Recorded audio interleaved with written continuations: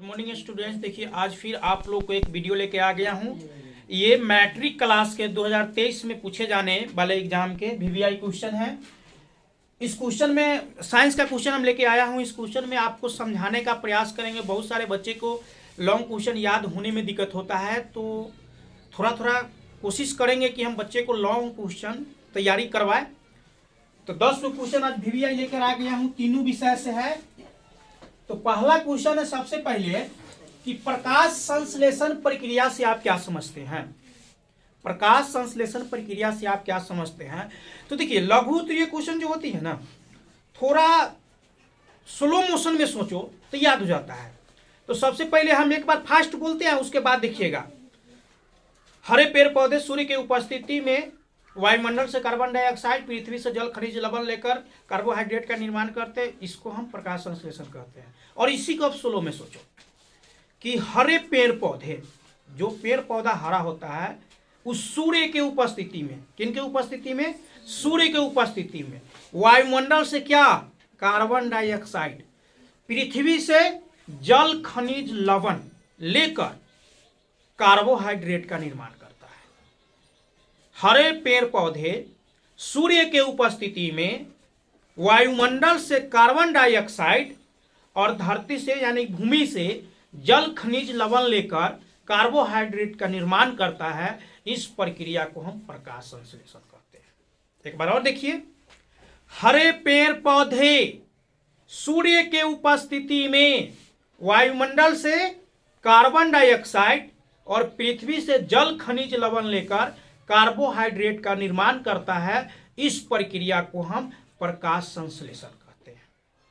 कोई भी क्वेश्चन को थोड़ा स्लो मोशन में सोचिएगा तब याद होगा। आगे देखिए, आगे है निकट दृष्टि दोष और दीर्घ दृष्टि दोष में क्या अंतर है। यह क्वेश्चन बहुत महत्वपूर्ण होता है, लगभग हर साल एक साल अतरा पर पूछ देता है। तो निकट दृष्टि दोष और दीर्घ दृष्टि दोष, इसके बारे में आपको जानना है। तो सिंपल भाषा में इसको स्लो से समझिए कि निकट दृष्टि दोष वाले व्यक्ति को नजदीक के वस्तु तो दिखता है लेकिन दूर के वस्तु नहीं दिखता है। जो व्यक्ति अगर निकट दृष्टि से ग्रसित है उसको नजदीक की वस्तु दिखता है लेकिन दूर की वस्तु नहीं दिखता है। इसीलिए आप लोग किसी किसी व्यक्ति को ऐसे भी पढ़ते देखे होंगे, अगर चश्मा नहीं लगाए हैं तो ऐसे भी एकदम आंख ऐसे करके पढ़ते रहता है। जानते क्या है, उसके अंदर निकट दृष्टि दोष है। अब कोई देखोगे ऐसे ऐसे करके पढ़ता रहता है, इसका अर्थ क्या है कि उसको कौन, तो इसका परिभाषा आप कैसे दीजिएगा कि जब निकट की वस्तु साफ साफ दिखाई दे, जब निकट की वस्तु साफ साफ दिखाई दे और दूर की वस्तु साफ साफ दिखाई न दे, तो वह दोष कौन प्रकार का कहलाएगा, निकट दृष्टि दोष कहलाएगा। निकट में निकट के दिखाई दे और दूर में दूर के दिखाई दे, बस यही तो ट्रिक है कि निकट में निकट के दिखाई देता है और दूर के नहीं दिखाई देता है, और दूर दृष्टि में दूर के दिखाई देता है और निकट के दिखाई नहीं देता है, उसे दीर्घ दृष्टि दोष कहते हैं। और इसका निवारण निकट के अवतल लेंस चश्मा से और दीर्घ के उत्तल लेंस चश्मा से किया जाता है। तो एक बार फिर से इसको जान लीजिए कि इसको कैसे आंसर देना है कि जब निकट की वस्तु स्पष्ट दिखाई दे और दूर की वस्तु स्पष्ट दिखाई न दे तो उसे हम निकट दृष्टि दोष कहते हैं। और इसका निवारण अवतल लेंस लगे चश्मे से किया जाता है। और जब दूर की वस्तु स्पष्ट दिखाई दे और निकट की वस्तु स्पष्ट दिखाई न दे तो उसे दूर दृष्टि दोष कहते हैं। और इसका निवारण उत्तल लेंस लगे चश्मे से किया जाता है। कोई दिक्कत? चलिए अगला क्वेश्चन में आते हैं। वायवीय श्वसन और अवायवीय श्वसन में क्या अंतर है। देखिए सिंपल है इसका। ऑक्सीजन के उपस्थिति में ग्लूकोज का आंशिक विखंडन वायवीय श्वसन कहलाता है और ऑक्सीजन के अनुपस्थिति में ग्लूकोज का वायवीय विखंडन क्या कहलाता है, अवायवीय श्वसन कहलाता है। सिंपल, एक लाइन में इसका आंसर हो गया। ऑक्सीजन के एगो उपस्थिति बता देना है और एगो अनुपस्थिति, मतलब वो उपस्थित नहीं है। तो ऑक्सीजन के उपस्थिति में ग्लूकोज का आंशिक विखंडन वायवीय श्वसन कहलाता है और ऑक्सीजन के अनुपस्थिति में ग्लूकोज का आंशिक विखंडन अवायवीय शोषण कहलाता है। सिंपल, इस लाइन में खाली एगो अनुपस्थिति या उपस्थिति, यही तो अंतर है, इसके बाद तो दोनों सेमे है। देख लो एक बार और बोलते हैं, ऑक्सीजन के उपस्थिति में ग्लूकोज का आंशिक विखंडन वायवीय शोषण कहलाता है, और ऑक्सीजन के अनुपस्थिति में ग्लूकोज का आंशिक विखंडन अवायवीय शोषण कहलाता है। इसको थोड़ा रट लीजिएगा, अच्छा रहेगा। हो गया। अगला क्वेश्चन है, पारदर्शी पदार्थ और अपारदर्शी पदार्थ में क्या अंतर है। हम यहाँ ये जो है हम ऐसे रख लिए हैं, बाहर का कोई चीज हमको दिख ही नहीं रहा है। ये क्या हुआ, अपारदर्शी। अपारदर्शी, एक दीवार से वही बगल हम ताक रहे हैं लेकिन दिख नहीं रहा है, ये क्या हुआ, दीवार, अपारदर्शी। सिंपल भाषा में कहना है तो ए पार से ओ पार तुम्हें दिख रहा है तो पारदर्शी पदार्थ हुआ, और नहीं दिख रहा है तो अपारदर्शी। तो इसको लिखना कैसे है, जिस माध्यम से होकर प्रकाश के किरणें आर पार हो जाती है, जिस माध्यम से होकर प्रकाश के किरणें आर पार हो जाती है या आर पार हमें दिख जाता है, वो पारदर्शी पदार्थ कहलाता है। और जिन माध्यम से प्रकाश के किरणें आर पार नहीं होती है या हमें आर पार नहीं दिखाई देता है, वो अपारदर्शी। समझ गया। जैसे कोनो दुकान में देखे तो बस शीशा लगा हुआ है, तो ये नहीं से देख लेते हैं चूड़ी लहटी फटाका उटका जीन्स सब दिख जाता है, तो वो शीशा जो लगा है ना वो पारदर्शी हुआ। वो शीशा कैसा होता है, पारदर्शी हुआ। और ये दीवाल है, ईंटा के दीवाल पार से तो पार कोनो नहीं लगता है, चोरों भाग जाएगा तो नहीं दिखेगा कोई, तो ये क्या हुआ, अपारदर्शी। जिन माध्यम से प्रकाश के किरणें इस पार से उस पार हो जाए,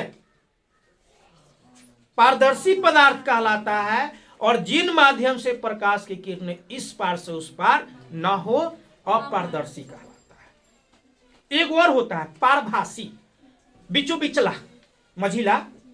ए में तो होगा लेकिन ये दोनों के घरे भोज खाता है, पारदर्शी की घरे उसके भी घरे खा लेता है, अपारदर्शी के घरे।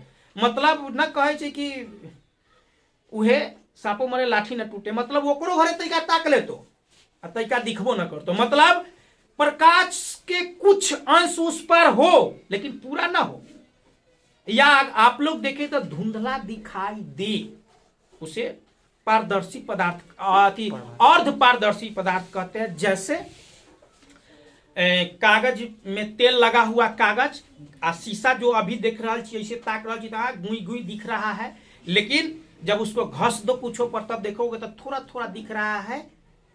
हेलमेट देखा है किसी का, नया किन के लगे तो आप वो पार से तो लगे पूरा सामाने अच्छा है, लेकिन 2 साल घर में रख ले तो लाग जाता है, तो बाद धुंधला लगने लगता है। तो वो जब खरीद के ले रहे ना तो यह पारदर्शी था, लेकिन 2 साल रखने के बाद लड़का फैका 9 से भमोट लिया है तो वो अर्ध पारदर्शी। मतलब अर्ध पारदर्शी का अर्थ क्या हुआ, जिससे प्रकाश के किरणें कुछ अंश जाए लेकिन पूरा ना जाए, उसे हम अर्ध पारदर्शी कहते हैं। और जिसे पूरा चल जाए पारदर्शी, और जिसे तनको ना जाए अपारदर्शी। कोई दिक्कत, आगे देखिए। संतुलित अथवा असंतुलित रासायनिक समीकरण से आप क्या समझते हैं। देखिए, समीकरण जब रसायन में पढ़े होंगे तो आप देखे होंगे कि एरो का चिन्ह लगता है, एरो का लगता है ना। अगर एने 2 है, एनहू 2 को पुर गया तो ये संतुलित कहलाएगा।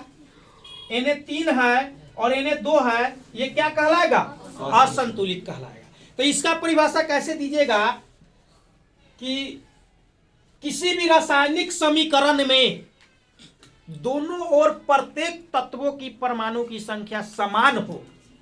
किसी भी रासायनिक समीकरण में दोनों ओर प्रत्येक तत्व के परमाणु की संख्या समान है तो उसे हम संतुलित रासायनिक समीकरण कहते हैं। और किसी समीकरण में दोनों ओर प्रत्येक तत्व के परमाणु की संख्या असमान, एक को याद कर बात याद हो तो एगो में समान बोले कि एगो में असमान है, उसे हम असंतुलित रासायनिक समीकरण कहते हैं। एक बार और देखिए, किसी भी रासायनिक समीकरण में दोनों ओर प्रत्येक तत्व की परमाणु की संख्या अगर समान होती है तो वह संतुलित समीकरण कहलाता है। और किसी भी रासायनिक समीकरण में दोनों ओर प्रत्येक तत्व की परमाणु की संख्या असमान, मतलब इन्हें 2 इन्हें 4 असमान हुआ, तो असंतुलित रासायनिक समीकरण कहलाता है। हो गया, कोई दिक्कत?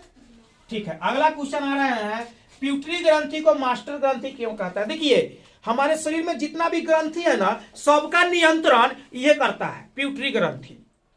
केकरो केनू से झगड़ा लगलक ना, कहा जाता है फैसला करवाने प्यूटरी ग्रंथि का, और यह सबका इलाज करता है। तो ये मास्टर कहलाएगा कि नहीं कहलाएगा? तो इसका कैसे आंसर दीजिएगा कि हमारे शरीर में अन्य ग्रंथियों का नियंत्रण, हमारे शरीर में अन्य ग्रंथियों का नियंत्रण प्यूटरी ग्रंथि करते हैं, इसलिए हम प्यूटरी ग्रंथि को मास्टर ग्रंथि भी कहते हैं। कोई दिक्कत? एक बार और, हमारे शरीर में अन्य ग्रंथि को नियंत्रण कौन करते हैं? प्यूटरी ग्रंथि, इसलिए हम इस ग्रंथि को मास्टर ग्रंथि भी कहते हैं। कोई दिक्कत?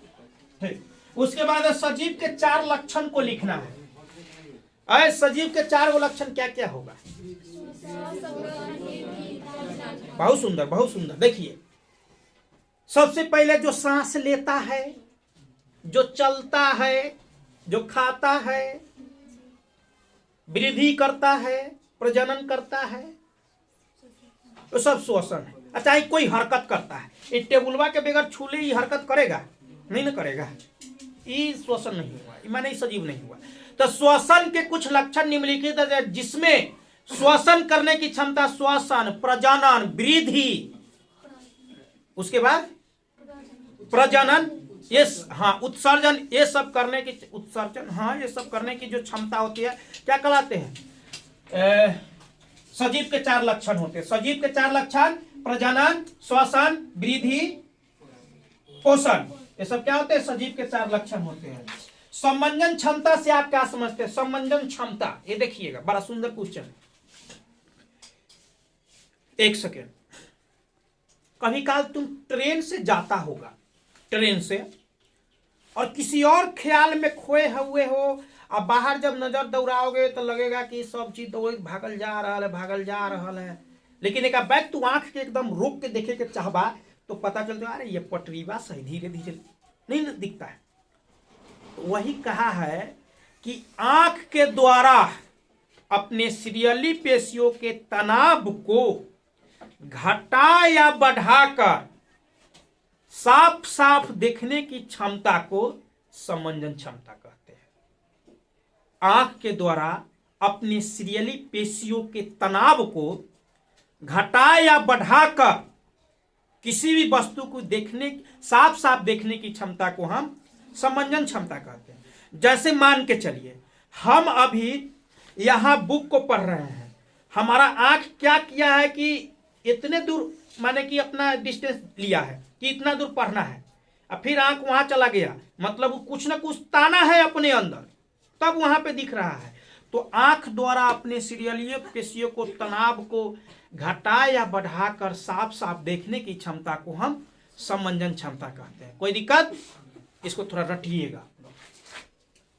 उष्मा छेपी और उष्मा शोषी। छेपी का अर्थ होता है निकलना और शोषी का अर्थ होता है घटना। एक सेकेंड, कोई कोई चीज आप लोग देखिएगा, एगो चीज देखिए, आप लोग घरे गैस भोज भात में देखे होंगे कि गैस से आग जलते हुए, तो कुछ देर बाद देखते होंगे कि जो गैस का सिलेंडरवा जो होता है ना, वो एकदम ठंडा पड़ जाता है, बर्फ जैसा हो जाता है ना। माने कोई कोई ऐसा प्रक्रिया होता है जिसके होने के बाद गर्म चीज निकलता है और किसी किसी प्रक्रिया में ठंडा चीज बन जाता है। तो जिस रासायनिक अभिक्रिया के फलस्वरूप उष्मा का उत्सर्जन होता हो, मतलब गर्मी निकल रहा है, जिस रासायनिक अभिक्रिया के फलस्वरूप उष्मा का उत्सर्जन होता हो, उष्मा छेपी अभिक्रिया कहलाते हैं। और जिस रासायनिक अभिक्रिया के फलस्वरूप उष्मा का अवशोषण हो, उष्मा शोषी अभिक्रिया कहलाते हैं। क्या है? जिस रासायनिक अभिक्रिया के फलस्वरूप उष्मा का उत्सर्जन हो, जैसे देख लीजिए, चूना में पानी मिलाइए, आग लग जाएगा, लगेगा ना, वहां उष्मा का क्या हो रहा है? उत्सर्जन हो रहा है, उत्क्षेपी प्रक्रिया हो रहा है। और कहीं कहीं कोई कोई चीज ऐसा होता है जहां ढलने के बाद वो ठंडा हो जाएगा, तो उष्मा शोषी। तो जिस रासायनिक अभिक्रिया के फलस्वरूप उष्मा का उत्सर्जन होता है उष्माक्षेपी अभिक्रिया कहलाते हैं, और जिस रासायनिक अभिक्रिया के फलस्वरूप उष्मा का अवशोषण होता है उसमें उष्मा शोषी अभिक्रिया कहते हैं। अगला क्वेश्चन है उत्तम ईंधन। उत्तम ईंधन की क्या विशेषता है? देखो, उत्तम ईंधन माने घर में ईंधन किसे कहते हैं? घर में जो हम लोग खाना उना जो ना बनाते हैं वही ईंधन है। देखिए, उत्तम ईंधन यहाँ कहा है उत्तम ईंधन। तो उत्तम ईंधन के निम्नलिखित विशेषता होनी चाहिए। सबसे पहले जिसका भंडारण आसान हो, अच्छा, जो जलने पर धुआं माने विषैले पदार्थ उत्पन्न न करे, जो कुछ अति में अधिकतर ज्वाला ताप दे, यही सब को हम उत्तम ईंधन कहते हैं। किताब में क्वेश्चन को हम लिखा है, तो देखिएगा, इसको बेहतर तरीके से याद हो जाएगा। यही क्वेश्चन सब आप लोग को आज इस वीडियो में इतना समझा है। इसका 2 और वीडियो बनेगा जिसमें आप लोग को टोटल वीवीआई जो वीवीआई होती है वो हम करा देंगे। अगर आपको ये वीडियो अच्छा लगा है तो चैनल को सब्सक्राइब करें, बेल आइकन को प्रेस करें, ताकि जब भी हम वीडियो लाएंगे आप लोग को सबसे पहले मिले। जय हिंद।